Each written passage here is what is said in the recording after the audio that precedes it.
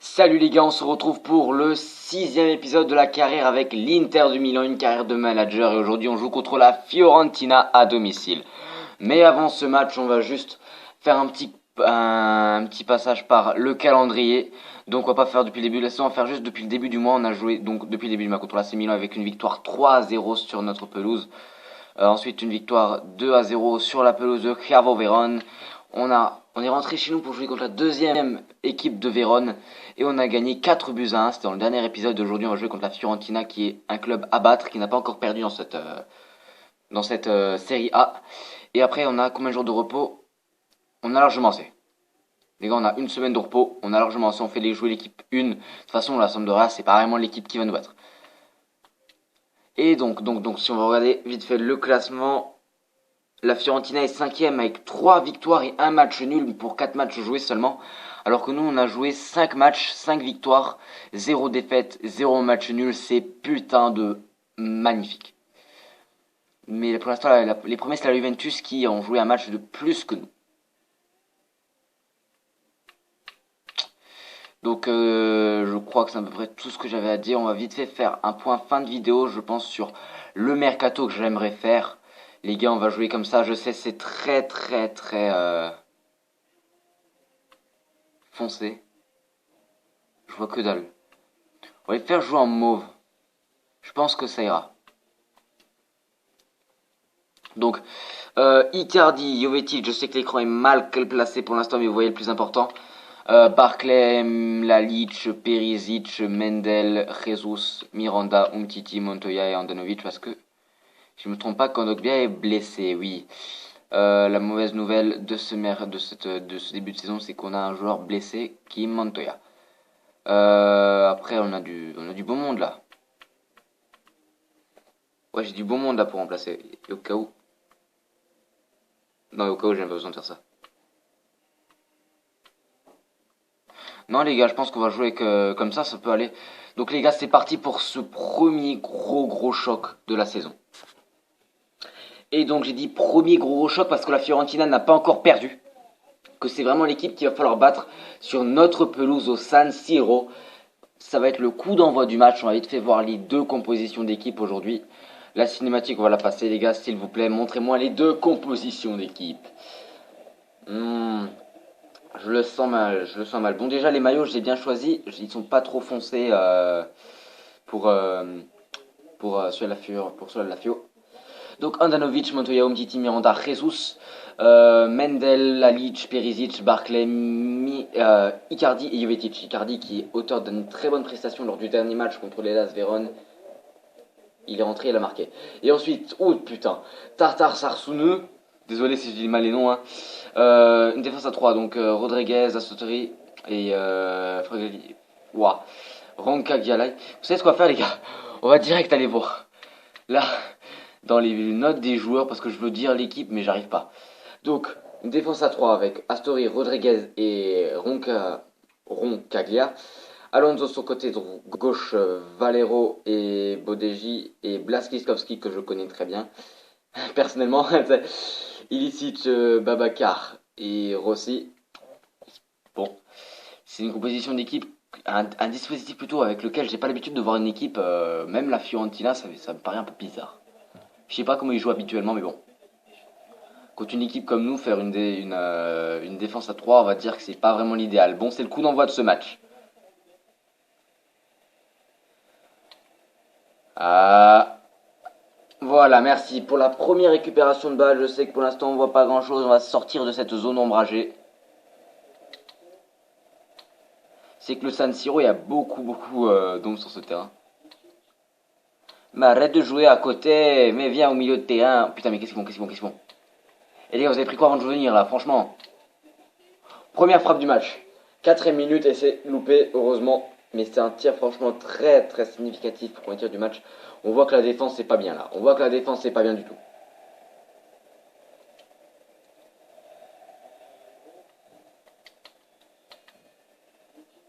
Allez les gars, merci Mendel. Umtiti, merci. Umtiti, en fait, non merci vu que tu la donnes direct à l'équipe. Ah, il y a une faute. C'est bon, on récupère la balle. On va l'envoyer un peu par là, merci. Oh putain, regardez ça, mais comment Astori il prend la balle, il prend le joueur à... La faute. Mais regardez ça. Mais putain, il peut faire tout ce qu'il veut sur un terrain, lui. Wow, franchement, là, je suis dégoûté. Vous avez pas vu ce qu'il fait. Ok, tu peux jouer des épaules et pas deux fois d'affilée. Tu le violes comme ça, quoi. C'est pas le droit, ça.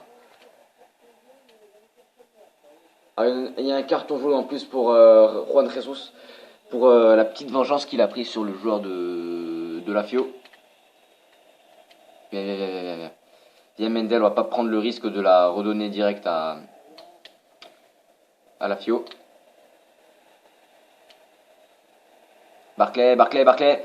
Jovetic, Jovetic, j'ai confiance en toi. Jovetic, j'ai confiance en toi. Oh non, première frappe du match pour l'Inter de Milan, ça se conclut par une petite sortie de but. Un petit loupé quand même de Jovetic chez le gardien qui avait pas besoin de forcer son talent, franchement. Bon, allez, on est au quart d'heure de jeu, les gars. On est une occasion de chaque côté. Non, deux occasions où ils ont eu un tir, je crois. Non, attendez, attendez, que je réfléchis juste un truc. Non, non, c'est une occasion de chaque côté. Waziskovski qui ne fait pas le taf. Ah merde, ça passe trop vite. Mendel. Tu récupères la balle à Mendel, voilà. Perisic, Perisic, tu passes Perisic, tu passes. Allez Perisic. Voilà, tu viens de Wolfsburg, ça se voit. Mendel, Mendel, Mendel, il a de l'espace, Mendel, Mendel, il a de l'espace, Mendel, il la croise trop. 25e minute, on a notre deuxième occasion du match, un tir de Mendel, pied gauche qui passe beaucoup, beaucoup trop loin des filets de Tatarusanu.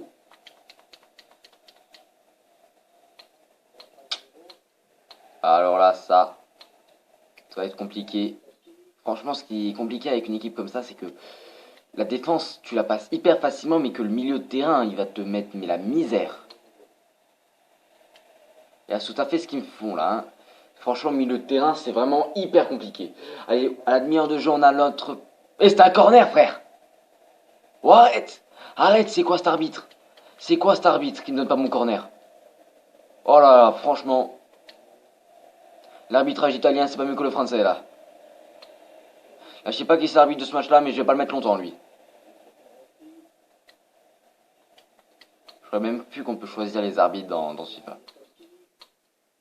C'était drôle quand on pouvait le faire, pourtant.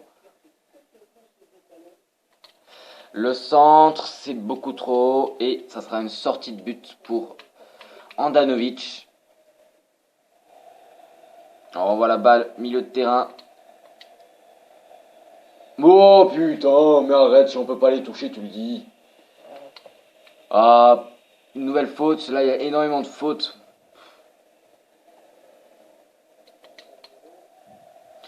Barclay. Ah, ça passe trop vite. Ils n'arriveront pas à la récupérer, celle-là. Ils n'arriveront pas à la récupérer. Allez, ça a comment le milieu de terrain est extrêmement bien placé. Babacar, la frappe de Babacar qui va finalement finir dans les gants d'Andanovic pour cette première frappe cadrée du match, les gars. Première frappe cadrée du match qui vient juste quelques secondes avant la mi-temps. Bon, pas quelques secondes, quelques minutes, quand même, il reste 5 minutes à jouer. Ah, franchement, les gars, là j'ai eu peur. Là j'ai eu vraiment peur quand j'ai vu Babacar se placer bien.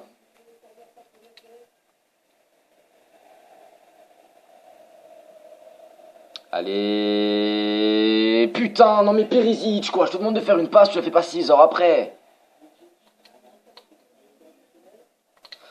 Allez les gars, faudrait pas faire un match nul là-dessus. Faudrait vraiment s'emparer de la victoire là. La Lich, la frappe de loin, la Lich, c'est la transversale.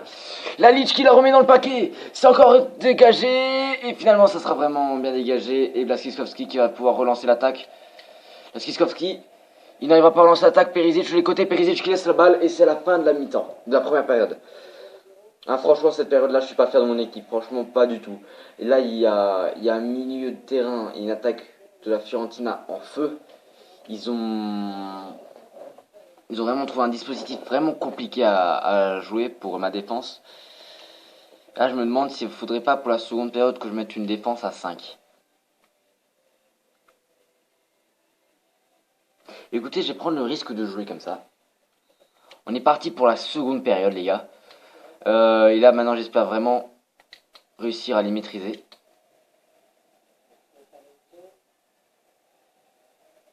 Parce que pour les quelques occasions de merde qu'on a eu seconde première période, franchement, je veux dire, ça valait pas la peine, franchement. Du tout. Ah non, mais les gars, mais arrêtez, il faut une erreur de passe et vous êtes même pas capable de profiter, quoi. Abakar qui passe extrêmement bien. Il voit le soutien qui est dans la surface de réparation. Oui, regardez les heures de passe qu'ils font. Et pourtant l'équipe de l'Inter de Milan n'est pas dans ce match. Et ça offre une nouvelle occasion à la Fiorentina. Mais elle ne sera pas au fond des filets, pas assez de conviction dans cette frappe. Et là, il y a une faute. Carton jaune pour le joueur de la Fiorentina. Gonzalo Rodriguez, ah, ils sont bien, ils sont 3 défenseurs. S'ils se prennent des cartons jaunes, ça va le faire. Abusé, il a fait quoi cet abruti? Bon, heureusement que Barclay la récupère. Barclay frappe de loin, Barclay. C'est sûr. Tartar Rassanu. Ah, franchement, là, je suis pas fier de mon équipe du tout. Là, franchement, ils font un match pitoyable. Allez, maintenant, tu...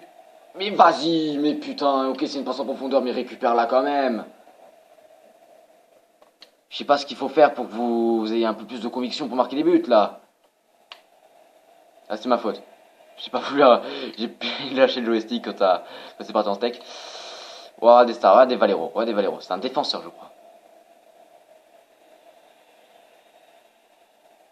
Vous vous foutez de ma gueule si c'est le seul défenseur qui... C'est un des 3 seuls défenseurs du match et qui fait une passe décisive, là. Je veux dire non, là. Mais il y a plus de respect, là, s'il fait ça. Bon, Ricardi. À Montoya. Il va Jovetic. Putain que c'est trop loin. Je sais pas, Montoya, il voulait déjà tenter de tirer. Faudrait que je le rappelle que c'est pas un buteur.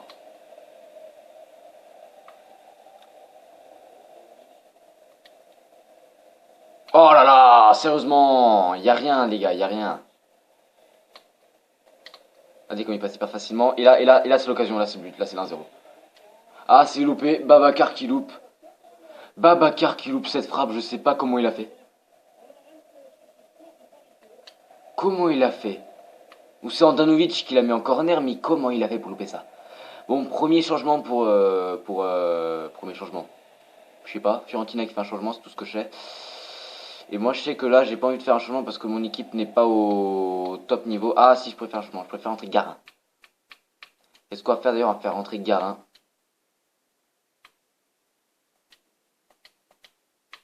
Pour apporter un peu de chance peut-être à l'équipe avec un bon tir de loin.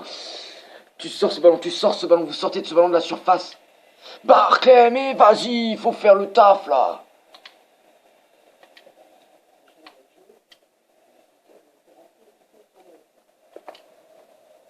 Voilà la faute. Là j'ai fait la faute parce que là je sais pas quoi faire. Il allait repartir là. Carton jaune. Oh j'ai eu peur là. J'ai vu qu'il mettait la main à la patte. Je dis pas carton rouge là. Bon, Jovetic qui se prend un carton jaune. On va dire c'est parce qu'il a fait de la merde et qu'il aurait peut-être mérité le carton rouge au coup. Mais Garin qui rentre, Garin qui va devoir apporter la fraîcheur à l'équipe que je n'ai pas pu apporter pendant un match entier. Ça y est les gars, on n'a plus rien à perdre là. Maintenant on fait qui tout double les gars. On fait attaque de folie. Ou on se prend un but vraiment lâchement. Parce qu'on aura une défense mal placée. Ou on met le but et là c'est franchement fantastique. Mauro Icardi. Jovetic. Icardi. La frappe d'Icardi. Ça passe au-dessus des filets. Alors là on se rapproche des filets tout doucement. Mais bon c'est la fin du match là bientôt. Il va falloir qu'il marque un but très rapidement. Oh Mauro Icardi qui se tape. Jovetic. Mais qu'est-ce que vous foutez les gars? Ok je voulais un peu m'amuser dans la surface. Mais il faut pas faire ça. La tête qu'il n'a pas réussi à mettre au fond.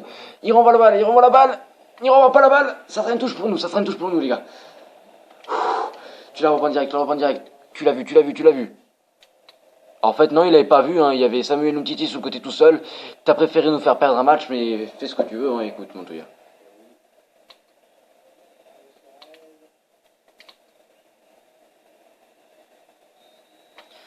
Donc voilà, c'est un match nul avec quand même un goût de défaite vu que c'était l'équipe à battre. C'était franchement l'équipe à battre.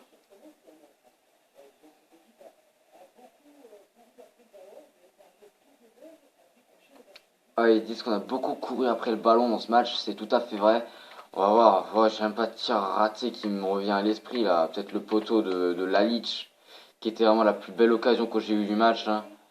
Mais voilà les gars, c'est vraiment un match où il n'y a pas eu grand chose. 5 tirs à 4, 3 tirs cadrés à 3. Ouais, qu'on a beaucoup couru après la balle. On a quand même 41% de possession à 59, hein. Ça va.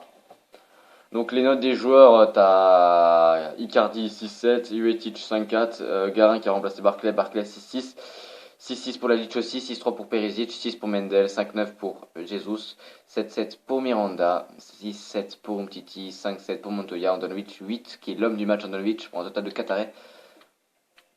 Et eux, leur gardien a fait 3 arrêts. Ah, franchement, si on n'avait pas un gardien, on se serait pris 3-4-0 les gars. Je vous le dis, on n'aurait pas tenu. C'était un match très très compliqué.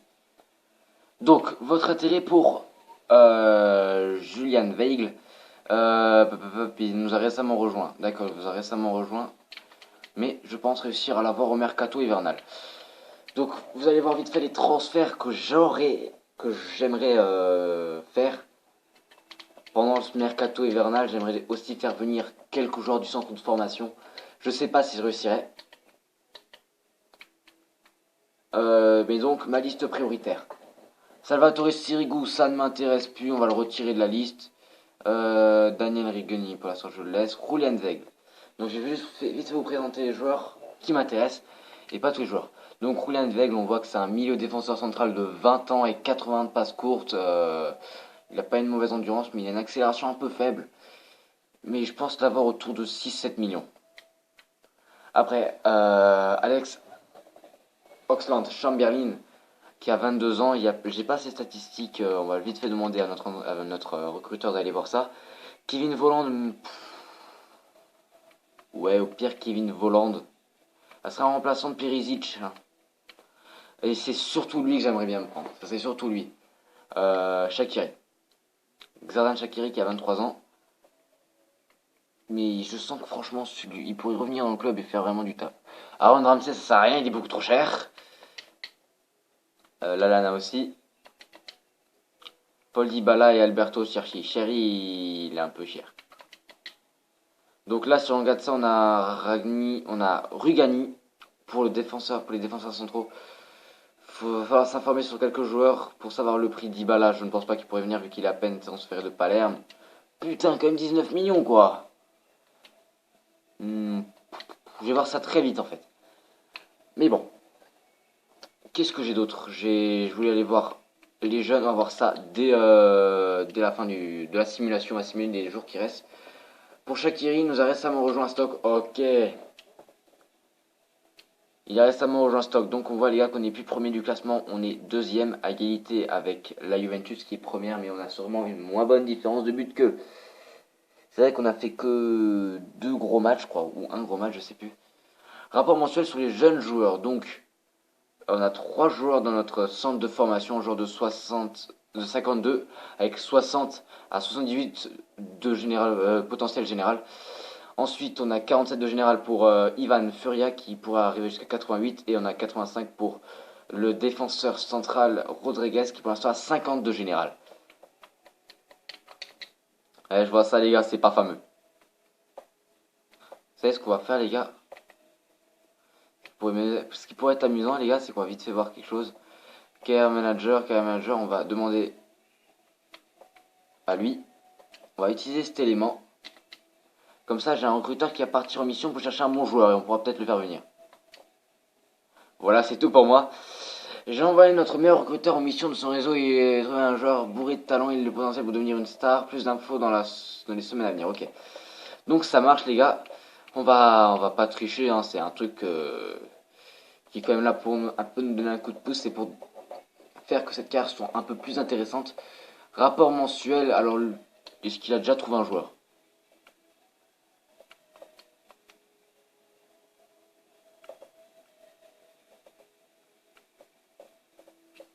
Putain, les semaines pourries qu'il s'est tapé, lui. 69 de potentiel. 75, 66, 76. Waouh, waouh, waouh, waouh. On va prendre. Lui, on va le recruter. Lui, on va le recruter. Ah, mais les autres, tu fais ce que tu veux, mais. Ah, les plus près, ouais, je veux pas les prendre, ça. Joueur appelé en sélection, on s'en fout un peu. Mise à jour Angleterre, on s'en fout. Mise à jour Allemagne, on s'en fout. Ah, l'épisode qui est bientôt touché à sa fin, les gars. Ben, j'ai pas reçu d'autres messages. Est-ce qu'ils en ont recruté un autre? Non, je pense pas. Donc, les gars, on va vite voir ce qu'il nous reste à faire cette semaine. On a encore 2 matchs programmés. Je sais pas si j'aurai le temps de le faire demain. Vu que j'ai déjà une vidéo programmée sur mon autre chaîne vendredi, donc si j'ai le temps, je fais ce match-là demain. Et comme ça, samedi et dimanche, on pourrait plutôt se pencher sur la Juventus, qui pourrait être un grand match, un choc aussi, vu que c'est pour l'instant les premiers. Mais donc comme je l'ai dit, j'espère que d'ici la fin des vacances, on ait déjà entamé le mois de décembre, voire au minimum fini le mois de novembre.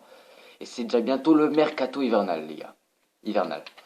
Donc la Juventus première, on est deuxième. La Fiorentina qui a maintenu sa 5e place. Mais la vidéo touche à sa fin, les gars. Si elle vous a plu, n'hésitez pas à liker, à vous abonner à la chaîne pour voir la suite de cette carrière. Moi, je vous retrouve très vite pour un nouvel épisode. A plus.